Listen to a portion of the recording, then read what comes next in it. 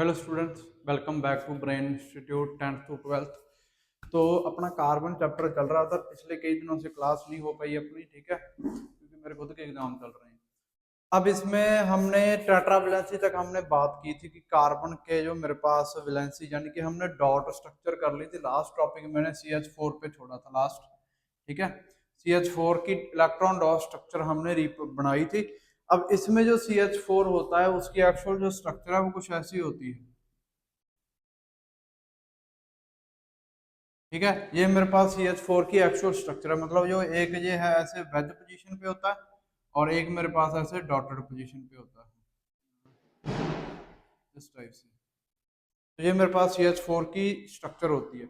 इसका मतलब कि ये बिलो दी प्लेन पड़ा है, इसका मतलब कि ये हमारी साइड है, ठीक है। तो इस टाइप से मेरी CH4 की स्ट्रक्चर होती है। अब जो CH4 है यानी कि यहाँ पर जो कार्बन है, कार्बन की जो वैलेंसी होती है टेट्रा वैलेंसी होती है मेरे पास, टेट्रा वैलेंसी ऑफ कार्बन।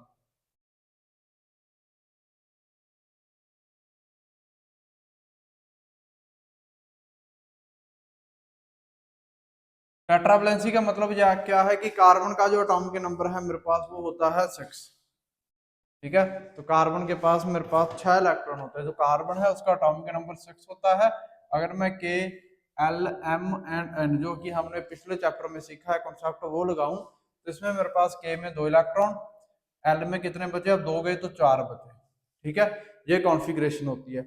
अब किसी भी अगर एलिमेंट को स्टेबलाइज होना है तो उसको स्टेबलाइज होने के लिए इसकी जो कॉन्फ़िगरेशन होती है, जो नोबल गैसेस की जो कॉन्फ़िगरेशन है वो कॉन्फ़िगरेशन मेरे पास अचीव करनी पड़ेगी। अब इसकी कॉन्फ़िगरेशन क्या होती हैं कि इस ये जो आउटर मोस्ट इसके इलेक्ट्रॉन पड़े हैं यानी कि ये जो बैलेंस शेल है या फिर आउटर मोस्ट शेल जो है उस आउटर मोस्ट शेल में नंबर ऑफ इलेक्ट्रॉन होने चाहिए। मतलब मेरे पास 8, या तो ये फुलफिल हो आउटर मोस्ट शेल या फिर ये एम्प्टी हो बिल्कुल ही। अगर ये मैं अब इसमें हमारे पास वैलेंसी कार्बन की क्या होती है कि कार्बन 4 माइनस एंड 4 प्लस इन दोनों में होता है, ठीक है। अब ये कब होएगा 4 माइनस, जब ये 4 इलेक्ट्रॉन क्या करेगा गेन, और 4 प्लस कब होएगा जब ये 4 इलेक्ट्रॉन डोनेट करेगा। तो आउटर मोस्ट के अगर इसने 4 इलेक्ट्रॉन डोनेट कर दिए तो इसकी जो कॉन्फ़िगरेशन है, अगर मैं C+4 की बात करूं तो C+4 की जो K L M and N shell के रिस्पेक्ट में कॉन्फ़िगरेशन आएगी वो आएगी 2 एंड 0 0 मतलब एम्प्टी। इसकी 2 रह जाएगी कॉन्फ़िगरेशन C प्लस की। और इसकी अगर मैं बात करूं कॉन्फ़िगरेशन की K L M and N तो इसमें मेरे पास 2 एंड 8 हो जाएंगे। तो अगर तुम ध्यान से देखोगे तो मेरे पास ये फुलफिल हो गया और ये मेरे पास एम्प्टी हो गया। अब हमने पिछले मतलब मेटल नॉन मेटल के वाले चैप्टर में देखा था कि मेरे जो शेल हैं वो स्टेबल कब होंगे, जहां तो वो फुलफिल हो जाए, जहां फिर वो हाफ फिल हो जाए एंड जहां फिर वो एम्प्टी हो जाए। तो अब अगर ये एम्प्टी हुआ है तो इसकी जो कॉन्फ़िगरेशन आएगी के पास दो दो होते हैं हीलियम के पास, ठीक है।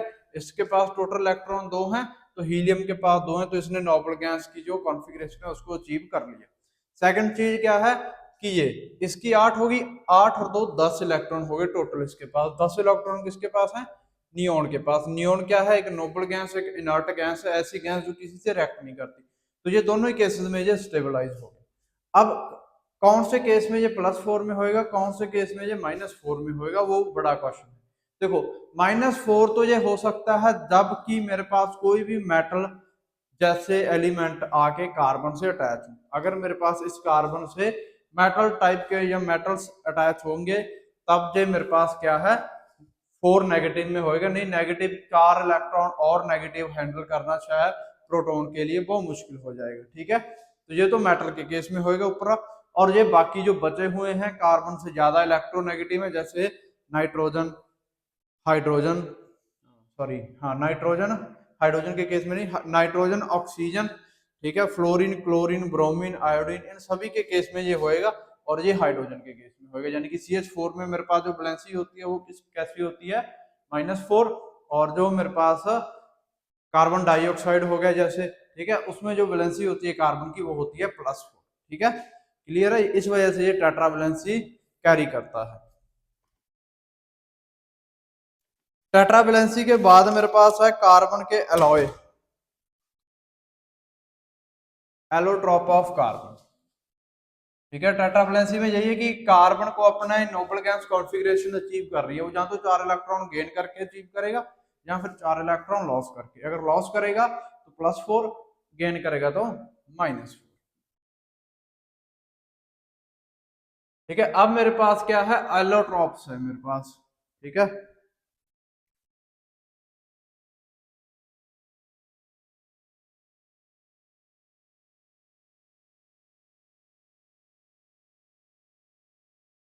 Allotropes of carbon. ठीक है, ये मैं एनसीईआरटी से ही करवाता हूँ, एक सेकंड को।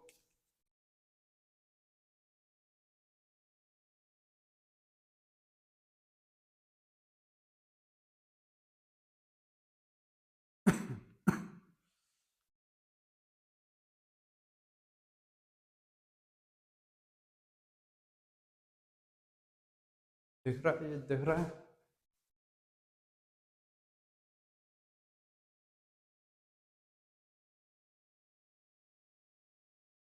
ठीक है, अब ये है मेरे पास। अब इसमें देखो, एलोट्रॉप ऑफ कार्बन, एलोट्रॉप्स मेरे पास ऐसे कंपाउंड होते हैं जिन कंपाउंड में एक्चुअली मेरा एलिमेंट स्टेबल रहता है। ठीक है, मतलब जो मैं एक्चुअल फॉर्म में मैक्सिमम ऐसे फॉर्म्स जिनमें मेरे पास एलिमेंट रहता है। ठीक है, अब आयरन को अगर हम एज ए स्टैंडर्डाइज मानते हैं तो आयरन के कितने सारे इंस्ट्रूमेंट हमारे पास बने होते हैं। ठीक है, वो एक तरह से एलोट्रॉप हो गए आयरन के। मतलब जो बेसिक एलिमेंट है वो सेम है, बट उनकी जो स्ट्रक्चर या उसकी अटैचमेंट या अरेंजमेंट में एलिमेंट की डिफरेंस करके एक अलग अलग कंपाउंड बनाए हैं। उन अलग अलग कंपाउंड्स को हम अलॉयस कहते हैं। ठीक है, अब जो मेन मेरे पास कार्बन के अलॉयस हैं वो 3 हमने पढ़ने हैं। पहला है diamond, second is graphite, third is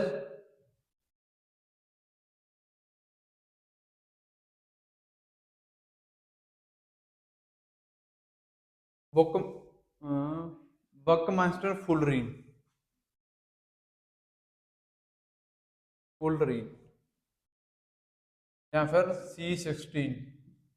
ठीक है, तो ये मेरे पास 3 अलॉयस हैं। ठीक है, इन दोनों के बारे में तो हम बखूबी जानते होंगे कि डायमंड मेरे पास क्या होते हैं। डायमंड एक ऐसा सब्सटेंस है, अगर लिखना है तो उसमें लिख भी सकते हो।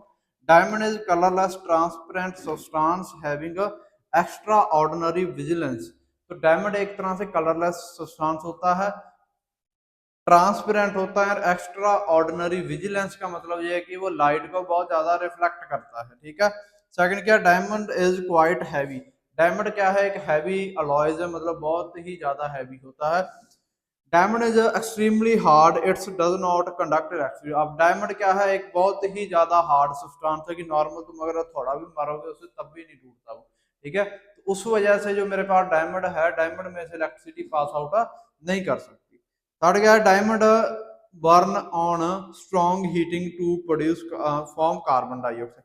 अब क्या है कि जो डायमंड है, डायमंड बना कैसे है, कार्बन से, राइट। अगर मैं स्ट्रक्चर बताऊं तो डायमंड की स्ट्रक्चर्स जो है,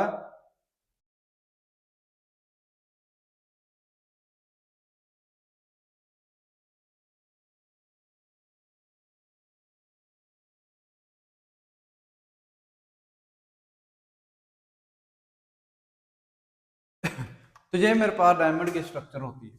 ठीक है, इस स्ट्रक्चर्स में क्या है कि जो अरेंजमेंट है मेरे पास, यानी कि ये ये ये ऐसे जो अरेंजमेंट है, एक तो ये कार्बन की टेट्रावैलेंट स्ट्रक्चर कैरी कर रहा है, दूसरी जो अरेंजमेंट है वो प्रॉपर सीक्वेंस वाइज अरेंज की गए हैं, तीसरा क्या है कि कार्बन एटम बहुत ही नजदीक नजदीक है मेरे पास डायमंड के केस में। इस वजह से डायमंड बहुत ज्यादा हार्ड होता है। एटम नजदीक होने के बाद इसकी हार्डनेस बढ़ जाती है, हार्डनेस बढ़ने के कारण ये इलेक्ट्रिसिटी को कंडक्ट नहीं कर पाता। ठीक है, थर्ड में आगे मेरा पॉइंट उसका क्या कहता है कि कार्बन, हाँ, अगर मैं डायमंड को बर्न करता हूँ बहुत ही मिलियंस ऑफ टेम्परेचर के ऊपर बर्न होएगा ये। ठीक है, अगर मैं मिलियंस ऑफ टेम्परेचर दे के इसको बर्न कर देता हूँ तो ये मेरे पास ओनली कार्बन डाइऑक्साइड प्रोड्यूस करेगा, उसके अलावा इसने कोई भी ऐसा सब्सटेंस प्रोड्यूस नहीं करना। ठीक है, अकेला कार्बन डाइऑक्साइड बनेगा और कुछ नहीं बनेगा, जो कि ये मुझे रिप्रेजेंट करेगा कि एक मेरा जो डायमंड है वो कार्बन से बना हुआ है, इस चीज को इंडिकेट ना वो करेगा। In diamond each carbon atom is bounded of 4 other atom form rigid three dimensional structure. अब इसमें क्या होता है कि डायमंड की जो स्ट्रक्चर है, तो वो रिजिड स्ट्रक्चर का मतलब है कि वो अपनी शेप नहीं चेंज करता टेम्परेचर चेंजिंग के दौरान, ठीक है, रिजिड रहता है, मतलब जहाँ पे है वहीं रहेगा वो। थर्ड क्या है कि एक प्रॉपर अरेंजमेंट में होता है, एक कार्बन चार कार्बन से अटैच्ड रहेगा डायमंड के केस में, ठीक है। ऐसी इस टाइप की कोई स्ट्रक्चर होती है मेरे पास डायमंड, ठीक है। और दूसरी बात क्या है कि डायमंड के केस में मेरे पास कार्बन के पास कोई भी फ्री इलेक्ट्रॉन नहीं होते, क्योंकि वो कार्बन से फर्दर कार्बन से ही अटैचमेंट होने के कारण इसमें फ्री इलेक्ट्रॉन नहीं होते, जो कि बहुत ज्यादा स्ट्रॉन्ग बॉन्ड फॉर्मेशन होती है। अगर मैं स्ट्रक्चर की बात करूं तो नॉर्मली क्या है, मेरे पास कार्बन है, ये डायमंड दूसरी कार्बन का, फिर से एक कार्बन, फिर एक कार्बन, फिर एक कार्बन, मतलब जैसे मेरे पास क्या है, जैसे मेरे पास CH4 की मैंने स्टार्टिंग में स्ट्रक्चर ड्रॉ की थी, कहीं ना कहीं उसी टाइप की टेट्राहेड्रल स्ट्रक्चर में डायमंड में मेरा कार्बन प्रेजेंट रहेगा, ठीक है, क्लियर है। नेक्स्ट मेरे पास है ग्रेफाइट अलॉय की फॉर्म में, मेरे पास नेक्स्ट जो है वो है डायमंड हो गया, ग्रेफाइट है। ग्रेफाइट मेरे पास क्या है, ग्रेफाइट की स्ट्रक्चर देखते हैं पहले तो।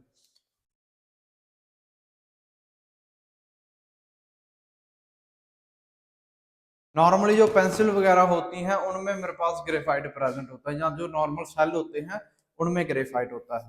तो ग्रेफाइट के केस में क्या है, graphite is a greyish black opaque substance. Basically क्या है कि काले रंग का जो सब्सटेंस होता है, थोड़ा ग्रीन एंड थोड़ा मेरे पास ग्रीन नहीं, ग्रे एंड ब्लैक, ब्लैकिश इसका कलर होता है। Graphite is lighter than diamond, diamond के कंपैरिजन में ग्रेफाइट एक लाइट वेट रखता है डायमंड के कंपैरिजन में। Graphite is soft and conduct electricity. अब ग्रेफाइट का क्या है कि नेचर उसमें सॉफ्ट होने के कारण मेरे पास उसमें से इलेक्ट्रिसिटी इजीली पास आउट कर जाती है ग्रेफाइट में से, क्योंकि उसमें फ्री इलेक्ट्रॉन मिल जाएंगे और इस वजह से मेरे पास वो इलेक्ट्रिसिटी उसमें से पास आउट हो जाएगी। थर्ड क्या है कि जो ग्रेफाइट की स्ट्रक्चर है, अगर मैं ग्रेफाइट को बर्न करता हूँ तो नॉर्मल टेम्परेचर पे मैं बर्न कर सकता हूँ ग्रेफाइट को। अगर मैं ग्रेफाइट को बर्न करता हूं तो ग्रेफाइट भी मेरे पास क्या है, अगर मैं डायमंड को बर्न करूं तो ये भी मेरे पास कार्बन डाइऑक्साइड प्रोड्यूस करेगा, ग्रेफाइट को बर्न करूं तो ये भी मेरे पास ओनली कार्बन डाइऑक्साइड ही प्रोड्यूस करेगा। और इससे ये इंडिकेशन मुझे मिलेगी कि मेरे पास जो मेरा कंपाउंड है वो क्या है, ओनली कार्बन से मिलके बना है, ठीक है। हाँ, अब अगर मैं स्ट्रक्चर की बात करता हूँ, कंपैरिजन देखो, ये डायमंड की स्ट्रक्चर थी, ये है ग्रेफाइट की स्ट्रक्चर। डायमंड की स्ट्रक्चर एक सीक्वेंस वाइज है, बट ग्रेफाइट की स्ट्रक्चर में क्या है कि ऐसे ये अटैचमेंट है, ठीक है, उसके बाद ये काफी ज्यादा मेरे पास डिस्टेंस आ गई दो कार्बन के बॉन्ड्स के बीच, ठीक है। तो ग्रेफाइट में जो कार्बन कार्बन बॉन्ड होते हैं उनके बीच की डिस्टेंस बहुत ज्यादा होती है एज कंपेयर टू डायमंड, और उसी वजह से मेरे पास जो फिर ग्रेफाइट है वो क्या है, एक सॉफ्ट मटेरियल में, हम सॉफ्ट सब्सटेंस में हम कंसीडर इसको करेंगे, ठीक है।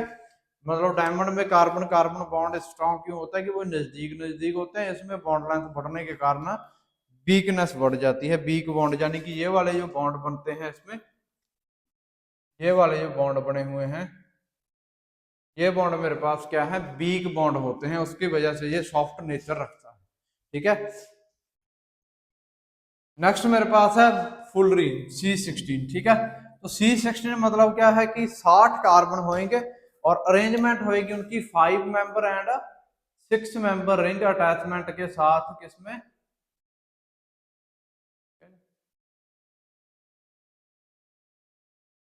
ठीक है। तो ये मेरे पास है स्ट्रक्चर ऑफ C16। C16 में क्या होता है कि मेरे पास रिंग होती है, जो बेसिक यूनिट ऑफ स्ट्रक्चर है इसकी, वो मेरे पास क्या है, एक ऐसी रिंग होगी इसमें,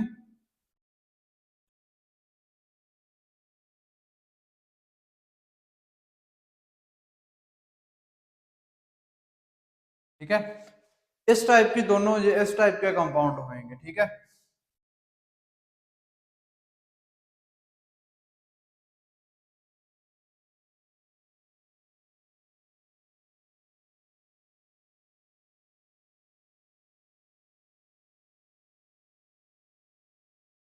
ठीक है, ऐसे कंपाउंड होंगे। और फुटबॉल जो होती है हमारे पास, उस बॉल टाइप की इसकी स्ट्रक्चर होगी। मतलब कहने का ये है कि इसमें एक मेरे पास एक क्या मेरे पास मतलब 5 मेंबर रिंग होगी इन्वॉल्व, और मेरे पास 6 मेंबर रिंग हुई। 5 मेंबर एंड 6 मेंबर रिंग्स जो हैं एक दूसरे से फ्यूज्ड होके, मतलब एक दूसरे से जुड़ जुड़ के एक ऐसी स्ट्रक्चर बनाएंगे जो कि हमें फुटबॉल टाइप दिखेगी। अब इसमें मेरे पास क्या होता है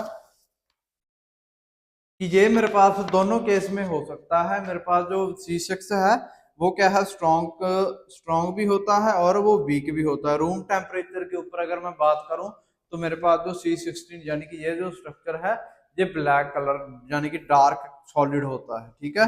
और ये नाइदर हार्ड नॉर सॉफ्ट, मतलब ना तो ये ज्यादा हार्ड होता है ना ही ये ज्यादा सॉफ्ट होता है, मतलब बीच का थोड़ा मुलायम टाइप सा सिस्टम इसका रहता है, ठीक है।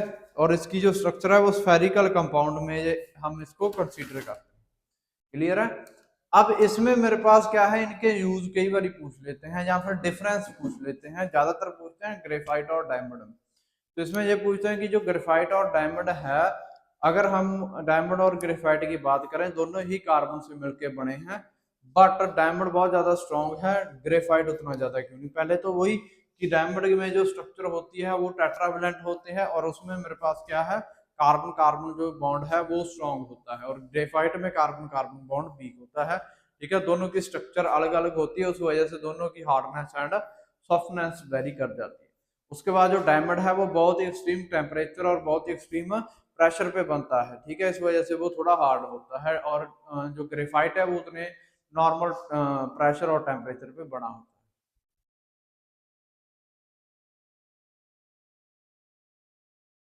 अब ग्रेफाइट का यूज शेल्स में होता है, पेंसिल्स में होता है, ठीक है। डायमंड का कटिंग के लिए यूज होता है, मार्बल, रॉक्स या फिर ग्लास की कटिंग के लिए हम यूज करते हैं। डायमंड की ज्वेलरी बनती है, ठीक है। मतलब ये इनके बेसिक यूज चार।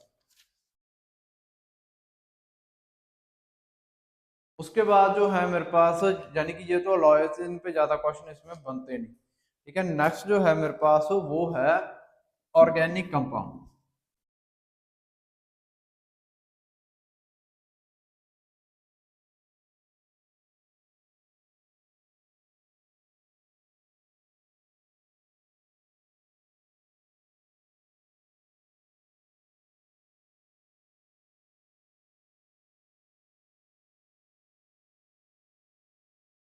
देखो ऑर्गेनिक कंपाउंड अगर तुमने नॉर्मल थोड़ा बहुत तुम्हें जानकारी होगी तो जो हम पढ़ रहे हैं वो है कार्बन, ठीक है। कार्बन से जितने भी कंपाउंड में कार्बन प्रेजेंट रहता है उन सभी कंपाउंड को हम ऑर्गेनिक कंपाउंड कह देते हैं, ठीक है। The compound contain carbon is called organic compound and the study of organic compound is called organic chemistry, ठीक है। The compound having carbon is called organic compound, ठीक है। And the study of organic compound is called organic chemistry, ठीक है। मतलब क्या है कि मेरे पास जो कार्बन कंटेनिंग यानी कि ऐसे कंपाउंड जिनमें कार्बन प्रेजेंट रहेगा वो कार्बन मेरे पास, वो कंपाउंड मेरे पास कौन से होंगे, ऑर्गेनिक कंपाउंड, ठीक है। The compound having carbon is called, यहाँ compound containing carbon is called organic compound. और इन ऑर्गेनिक कंपाउंड्स की जो स्टडी करते हैं हम वो करते हैं हम किसमें, ऑर्गेनिक केमिस्ट्री में। तो केमिस्ट्री की बेसिकली 3 ब्रांचेज होती हैं, ऑर्गेनिक केमिस्ट्री, इनऑर्गेनिक केमिस्ट्री। देखो केमिस्ट्री की ना 3 ब्रांचेज होती हैं, organic chemistry, inorganic chemistry and physical chemistry, ठीक है। अब जो मेरे पास कार्बन से बने कंपाउंड यानी कि जितने भी कार्बन की स्टडी होनी है वो सारी की सारी ऑर्गेनिक केमिस्ट्री में होती है। उसके बाद कार्बन के अलावा जितने भी एलिमेंट हमारे पास पीरियोडिक टेबल में बचते हैं उनकी जो स्टडी होती है वो इनऑर्गेनिक केमिस्ट्री में होती है। और जो फिजिकल केमिस्ट्री है उसमें जितना भी मेरे पास मैथमेटिकल वर्क है, जैसे कि एटम, स्ट्रक्चर ऑफ एटम निकालना, उसकी रेडियस निकालना, ठीक है, एटम की रेडियस निकालना, न्यूक्लियस की रेडियस निकालना, वो सारी चीजें मेरी फिजिकल केमिस्ट्री में हम पढ़ते हैं, ठीक है। डिटेल में अगर फर्दर साइंस पढ़ोगे तो वहां पे और ये क्लियर हो जाएगा तुम्हें अच्छे से। फिलहाल के लिए हमने कार्बन पढ़ना है। अगर हम हमारे लेवल पे देखें तो पहले जो 3 चैप्टर हमने पढ़े थे उनको तुम इनऑर्गेनिक केमिस्ट्री में रख सकते हो, और ये जो 4th चैप्टर हम पढ़ रहे हैं इनको हम ऑर्गेनिक केमिस्ट्री में रखेंगे, ठीक है। ऑर्गेनिक कंपाउंड के अगर मैं एग्जांपल की बात करूं, अगर मैं नॉर्मल एग्जांपल लिखता हूं इनके, तो hydrocarbon, alcohol, phenol, aldehyde, ketone, carboxylic acid, halides, और क्या आ जाएगा, हैलाइड्स आ गए, कार्बोक्सिलिक एसिड आ गया, हैलाइड एंड हाइड्रोकार्बन भी आ गया, अमाइड, अमाइन, अमाइड, ये सारे मेरे एग्जांपल आ गए किसके,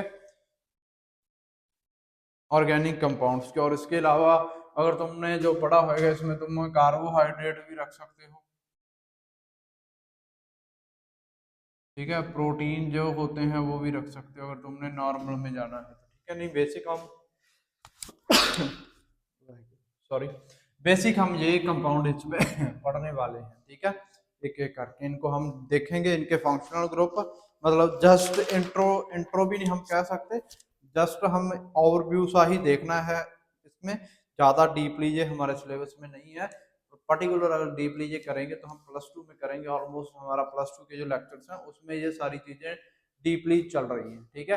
वहाँ पे एक एक चैप्टर है इन एक एक कंपाउंड के ऊपर, ठीक है। एल्डिहाइड, कीटोन, कार्बोक्सिलिक एसिड अभी हमने खत्म किया है, अमाइन अभी चल रहा है, अल्कोहल, फिनोल खत्म हमने कर लिया, हाइड्रोकार्बन अभी हम खत्म करके, ठीक है। मतलब इनमें से मोस्ट ऑफ चैप्टर हम +2 में पढ़ लिए हमने, यहाँ पे हम जस्ट इनका ओवरव्यू ही देखेंगे, ठीक है। अब जो मेरे पास ऑर्गेनिक कंपाउंड होते हैं वो जो ये हमने सारे देख लिए, ठीक है। अब हम पहले ऑर्गेनिक कंपाउंड की बात करते हैं, hydrocarbon,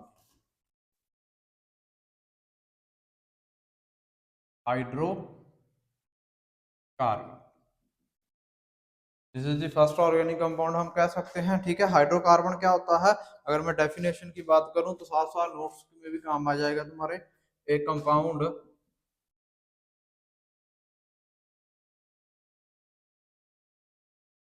made up of hydrogen and carbon only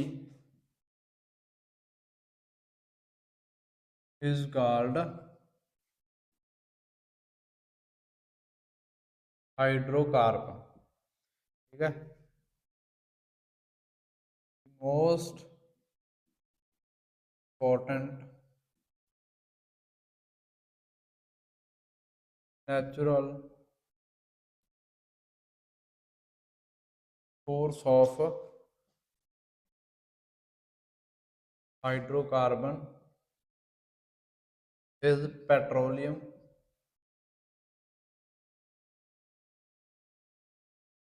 is petroleum or crude oil, is petroleum or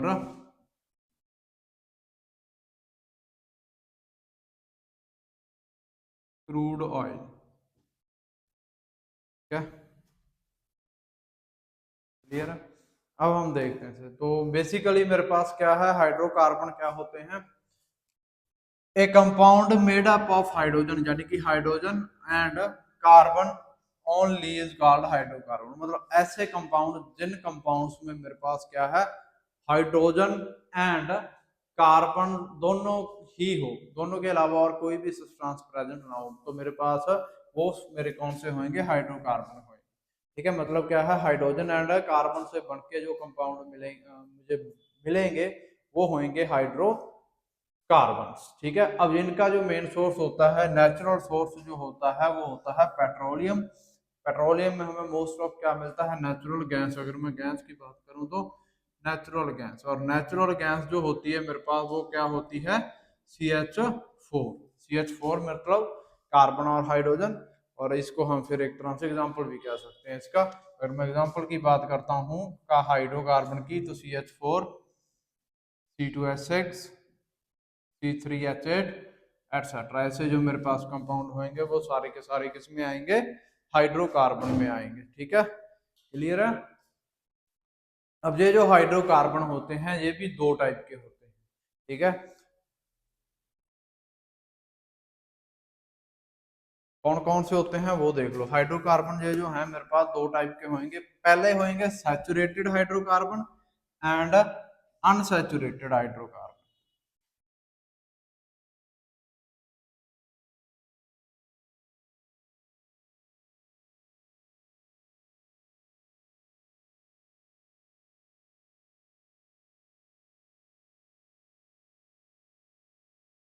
ये जो कंपाउंड होते हैं दो टाइप के होंगे। पहले मेरे पास saturated, a part saturated hydrocarbon. Saturated hydrocarbon जो है इसमें मेरे पास मेनली आता है एल्केन। एल्केन, ठीक है। एल्केन मतलब क्या है, the compound containing only saturated का मतलब है कि ऐसे कंपाउंड्स जिन कंपाउंड्स में मेरे पास क्या है, अकेला सिंगल बॉन्ड ही प्रेजेंट होता है, वो मेरे पास क्या है सैचुरेटेड हाइड्रोकार्बन्स होते हैं। ठीक है,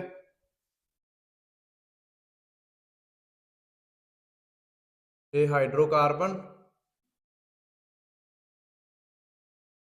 in which the carbon atom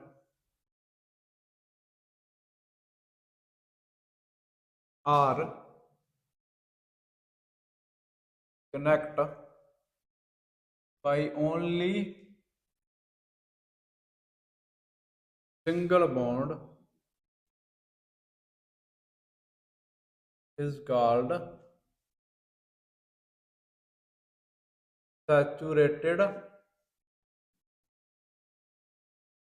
hydrocarbon और या फिर एल्केन। ठीक है, सैचुरेटेड हाइड्रोकार्बन और या फिर एल्केन्स। ठीक है, अब इसमें क्या है मेरे पास ऐसे कंपाउंड या ऐसे सब्सटेंस जिनमें ओनली क्या है मेरा क्या हो, सिंगल बॉन्ड प्रेजेंट हो, तो वो मेरे कंपाउंड में क्या कहूँगा उनको, सैचुरेटेड हाइड्रोकार्बन।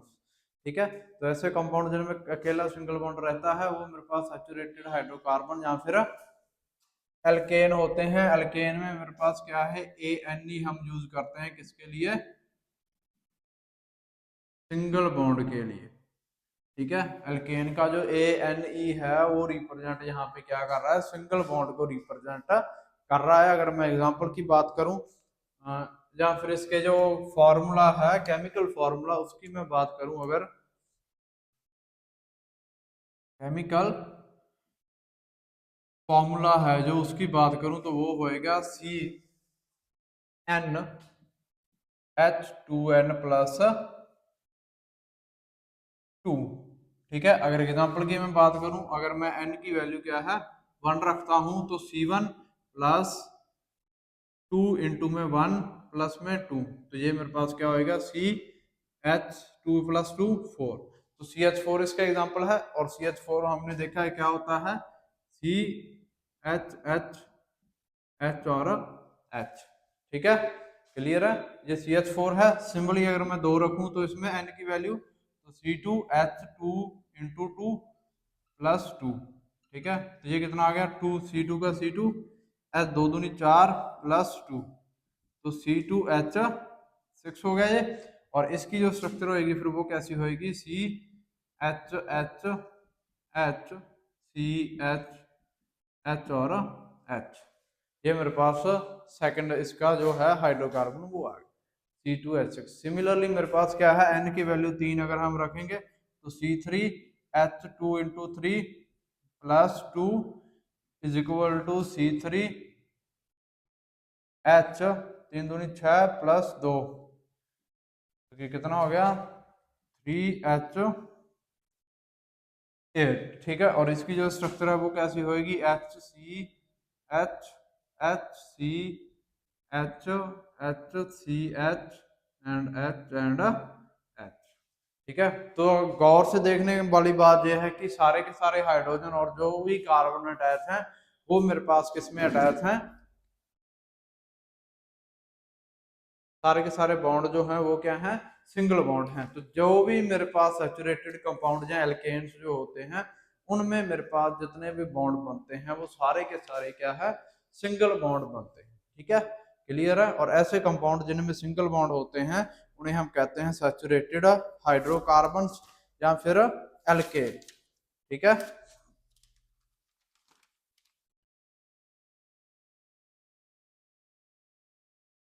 क्लियर है।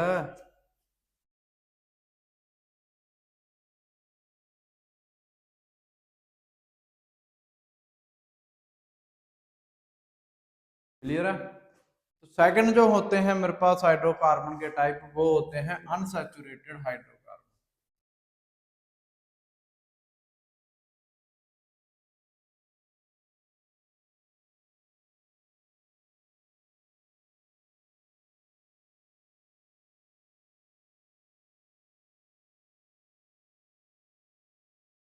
ठीक है, बी टाइप के जो हाइड्रोकार्बन है वो कौन से होंगे, अनसैचुरेटेड हाइड्रोकार्बन।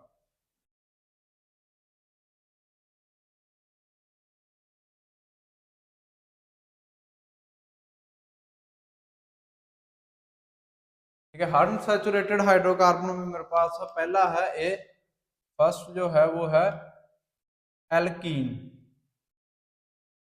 ठीक है, एल्कीन में क्या होता है, the compound contain, the compound contain at least one double bond on it.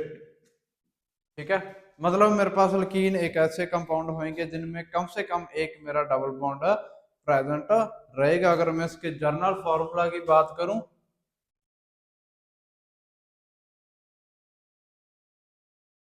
अगर मैं जर्नल फॉर्मूला की बात करता हूं अल्कीन के, तो वो होता है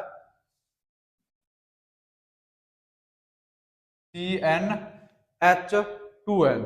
ठीक है, ये इसका जर्नल फार्मूला है। मतलब मेरे पास अल्कीन ऐसे कंपाउंड होंगे जिन कंपाउंड में कम से कम एक डबल बॉन्ड हो, या एक से ज्यादा भी हो सकता है, कम से कम एक डबल बॉन्ड हो, उनको हम अल्कीन कहेंगे। और अनसैचुरेटेड मेरे पास ऐसे कंपाउंड होते हैं जिनमें डबल और ट्रिपल बॉन्ड प्रेजेंट रहते हैं। ठीक है, अब इसमें अगर मैं एग्जांपल की बात करता हूं एल्कीन के, तो सिंपली एग्जांपल में हम क्या लेंगे, n इज इक्वल टू, अगर मैं 1 पुट करता हूं तो C1H2 × 1, तो ये तो बनेगा ही नहीं। ठीक है, CH2 बनेगा, CH2 तो होएगा ही नहीं। ठीक है, तो ये मेरे पास स्टार्ट होते हैं n इज इक्वल टू 2 से। ठीक है, n की वैल्यू इनमें मेरे पास 2 से स्टार्ट होती है, क्योंकि डबल बॉन्ड कार्बन के बीच में आएगा, हाइड्रोजन की तो वैलेंसी एक है। ठीक है, तो C2H2n2, तो ये मेरे पास क्या आ जाएगा, C2H4। और इसकी जो अगर मैं स्ट्रक्चर बनाऊं तो HCH डबल बॉन्ड CHH, तो ये मेरे पास इसकी स्ट्रक्चर आ गई C2H4 की। सिमिलरली अगर n is equal to 3 put करता हूं तो C3H3 2 और 3, तो अगर इसकी मैं स्ट्रक्चर बनाऊं तो C3H6, और इसकी जो स्ट्रक्चर है वो कुछ ऐसी बनेगी।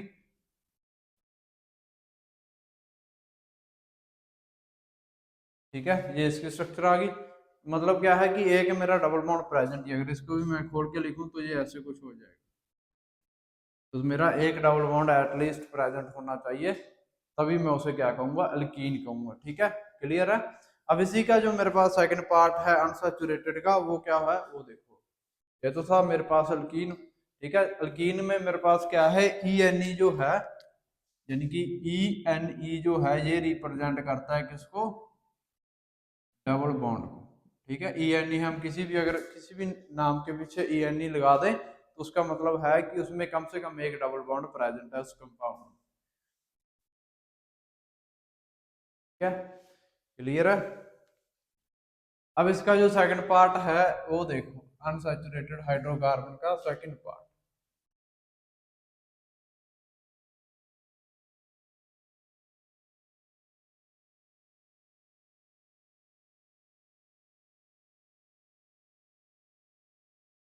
तो जो इसका सेकंड पार्ट है वो है एल्काइन। अब एल्काइन में मेरे पास क्या होता है, the unsaturated hydrocarbon which have two carbon are connected by triple bond. ठीक है, इसकी अगर डेफिनेशन लिखनी है तो भी लिख सकते हो, है ना, unsaturated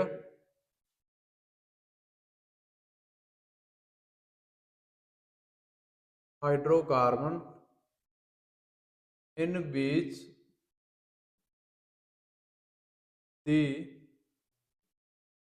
to carbon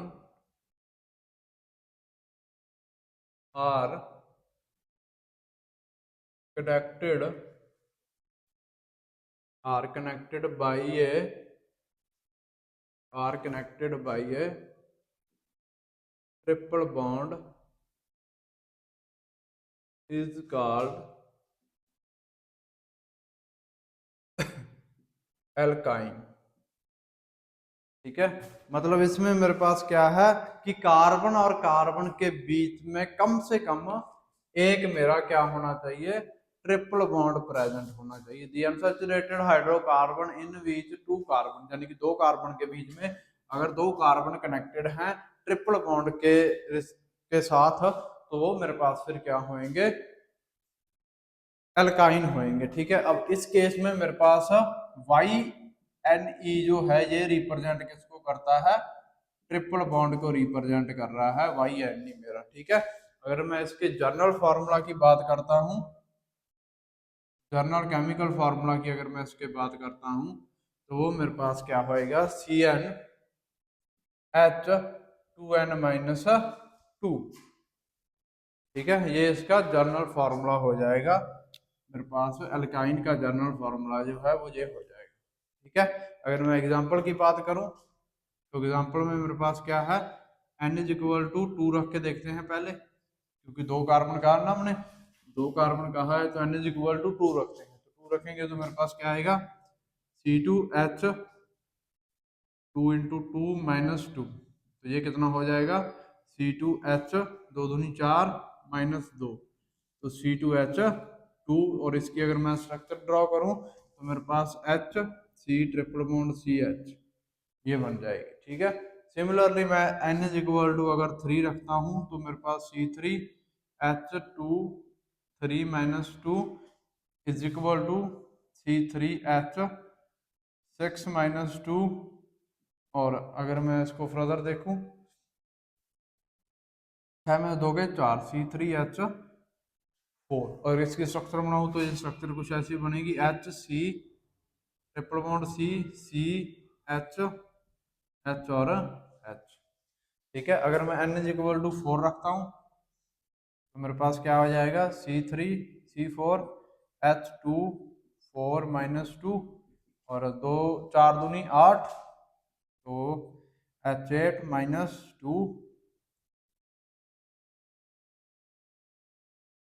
is equal to, तो मेरे पास C4 के 8 में से 2 गए 6, H6। ठीक है, और इसकी अगर मैं स्ट्रक्चर बनाऊं तो मेरे पास क्या बनेगी,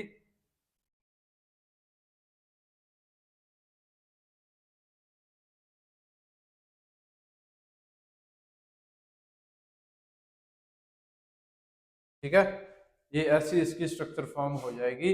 सी 4 कार्बन है, 6 मेरे पास हाइड्रोजन है। ठीक है, ये इनके एग्जांपल आ गए, क्लियर है। तो मतलब सिंपल सी बात ये है कि मेरे पास जो सैचुरेटेड हाइड्रोकार्बन या सैचुरेटेड कंपाउंड होते हैं उन कंपाउंड में मेरे पास क्या होता है, सिंगल बॉन्ड प्रेजेंट होता है, यानी कि जो कंपाउंड है उसमें सारे जो हाइड्रोजन कार्बन अटैच होंगे वो सारे के बीच में सिंगल बॉन्ड रहेगा। ठीक है, वो सैचुरेटेड का केस आ गया।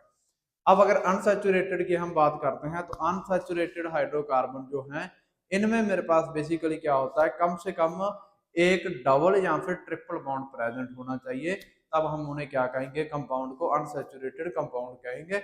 अब इसमें जो अनसैचुरेटेड कंपाउंड है, अगर उसमें मेरे पास डबल बॉन्ड प्रेजेंट है तो हम उसको क्या कहते हैं, एल्कीन। अगर उसमें ट्रिपल बॉन्ड प्रेजेंट है, एक कम से कम एक किसी भी कंपाउंड में अगर ट्रिपल बॉन्ड आ गया तो हम उसे क्या करेंगे, एल्काइन कहेंगे। एल्काइन के केस में मेरे पास YNE जो है ये रिप्रेजेंट ट्रिपल बॉन्ड को करता है।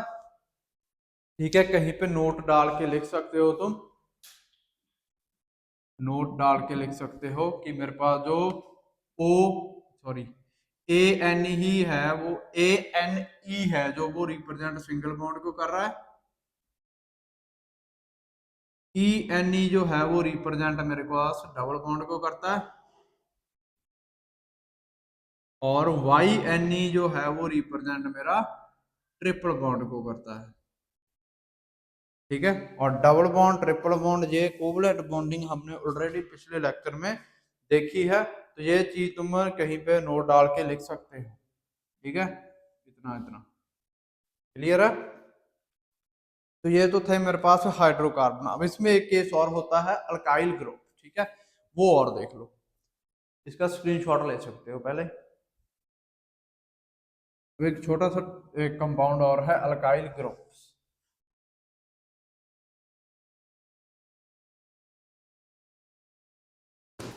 हाइड्रोकार्बन का एक पार्ट है alkyl group.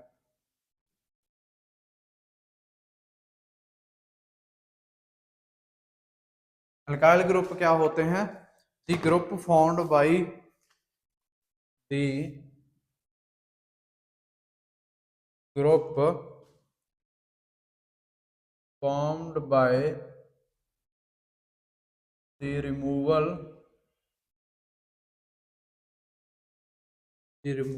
of one hydrogen atom from an alkane molecule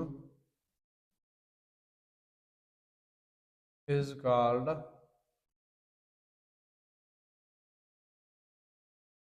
alkyl group।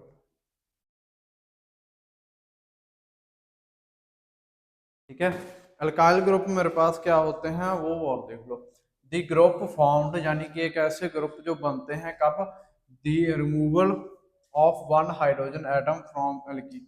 जब हम क्या एक हाइड्रोजन एटम किसी भी एल्कीन में से एक हाइड्रोजन एटम रिमूव कर देते हैं, तब जो ग्रुप फॉर्म होते हैं उन ग्रुप्स को हम कहते हैं अल्काइल ग्रुप। ठीक है, अगर मैं एग्जांपल की बात करूं तो मेरे पास क्या है, CH4 है एग्जाम्पल के तौर पे। अल्काइन मेरे पास या फिर सैचुरेटेड हाइड्रोकार्बन है जो अल्केन, वो मेरे पास CH4 है। CH4 में से मैंने क्या किया, CH4 कैसा होता है, HCH एंड H। इसमें से क्या है, एक हाइड्रोजन मैंने रिमूव कर दिया। ठीक है, ये हाइड्रोजन मैंने निकाल दिया इसमें से। जैसे ये हाइड्रोजन निकला तो मेरे पास क्या बन गया, CH3 बन गया, राइट। और ये जो CH3 है इसको हम कहेंगे अल्काइल ग्रुप। ठीक है, मतलब किसी भी हाइड्रोकार्बन में से जब मैं एक हाइड्रोजन रिमूव कर दूंगा उसके बाद जो वो ग्रुप बचेगा उस ग्रुप को हम कहेंगे अल्काइल ग्रुप। ठीक है, क्लियर है। यानी कि ऐसा कंपाउंड, ऐसा group when we remove one hydrogen from alkane, तब जो मेरे पास बचेंगे जो ग्रुप उसको हम अल्काइल ग्रुप कहेंगे। ठीक है, क्लियर है। इसके बाद मेरे पास cyclic and unsaturated cyclic hydrocarbon है, और फिर हाइड्रोकार्बन की नेमिंग है। ठीक है, फिर बाकी हम कल करेंगे।